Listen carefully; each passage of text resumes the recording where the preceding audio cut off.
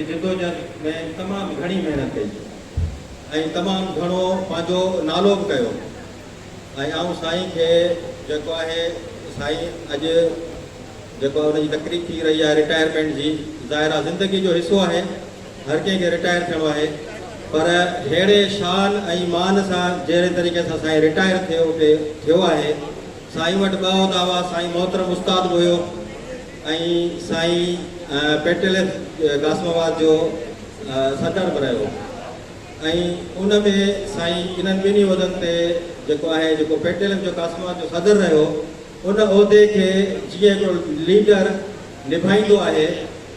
जीअं हिकिड़ो leader lead कंदो आहे पंहिंजे तालुके खे अहिड़ो लीडर मूं पूरे सिंध में कोन ॾिठो हूंदो जहिड़े तरीक़े सां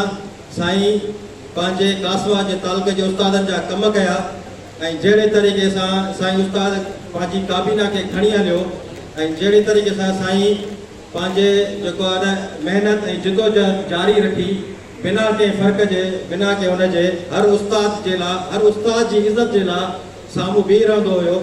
ऐं उन जे लाइ विढ़ंदो हुयो उन जे लाइ जिदोजहद कंदो हुयो सो इन ॻाल्हि खां वधीक आऊं अञा छा ॿुधायां त साईं जेको कासमाबाद में टीचर्स जे लाइ कयो ऐं जेतिरो महिनत पेटेलिफ में जेको इज़त कमाई या पेटेलिफ जे प्लेटफॉर्म जेको आहे